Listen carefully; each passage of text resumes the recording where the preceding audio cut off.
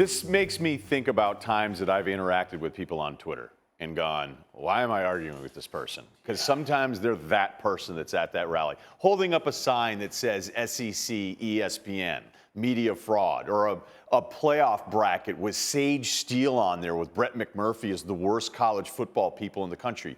This thing was so misguided and embarrassing. And I actually think the best part for Ohio State Buckeyes fans is that it was only 100 people. That most Ohio State Buckeyes fans were like, look, as much as we like Urban Meyer, you know what, here's the thing, like, I'd rather you just say to me, hey, you know what, Urban Meyer's awesome, and I want him to be my head coach. I'd respect you more than instead of this distraction tactic, but some of these signs made by adults. Like, imagine being an adult making a sign and showing up to this kind of thing, being like, everybody's out to get us. No, we're trying to figure out the truth. It's a major issue. And again, the positive is it was only 100 people, and most Buckeyes fans understood how stupid this was.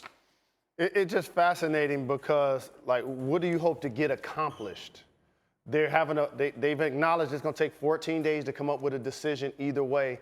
I think you just got to let the process play itself out. Yeah, you want to voice support for Urban Meyer, to your point, and voice support for Urban Meyer, that's fine. But some of the signs are like, we're going to turn this into, it's a domestic violence issue and an investigation and trying to figure out what Urban Meyer did or didn't do. And you're going to make a sign about Alabama's strength of schedule.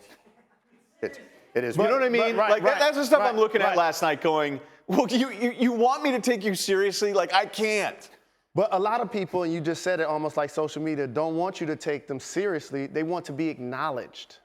That's the whole point. We're talking about that one individual and 100 people when there are a lot of people in Columbus that just want to find out what happens and get to the right decision. And listen, yeah, I think that's what we learned, really. The reality is a lot of people don't even care, excuse me, what happened. They just want the football team to win. I mean, let's just say it for what it is. That's the reality of it here. The reason that we got in the first place to a place where we are even having these conversations about whether huge institutions, and I won't use this one as an example because I still don't feel like I know exactly what happened there. But in so many places, we've seen so many instances of giant institutions covering up circumstances in the interest of winning and money.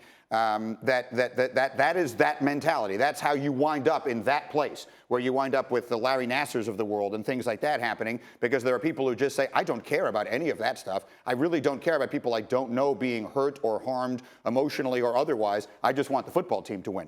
And again, I'm not laying that on any one individual person in this case, but that is the mentality, the overriding mentality that gets you to the place where we see some of the things that we've had in sports in the last, I don't know, decade or whatever it is that we're actually paying attention. But you get so far from the issue because now you don't take into account the victim. We're not even talking about the guy that was alleged to have committed the acts. We're only talking about the head football coach. Right. And how it's going to affect their football team. I think we're saying the same thing. I think those people are basically saying, I don't care about that stuff. I only care about the football team winning. Make a sign that says, I don't care. And I'd respect you. But no one will make a sign. But to turn it into like it's an ESPN thing, which is the big, like, look, doing a national talk show for a decade, no fan base was actually that unique. It was just your turn. And you thought everybody was out to get you, and you'd get it all day long. Hundreds, Baylor fans, Penn State fans, and now it's Ohio State fans' turn. And they think it's all about them, and they think it's specific to them, and it isn't. And when you see this yesterday, it's nothing more than just Urban Meyer's awesome. Like, after Saban, he's the guy. And, man, I really hope we don't fire this dude. So I'm going to make a sign. Yeah, and I'm with you. If that's the way you feel, then that's the way you feel. At the end of the day, none of this has anything to do with Alabama's strength of schedule. Not at all. Can we all agree at least on that? Bama at least plays somebody out of conference. All right, meanwhile,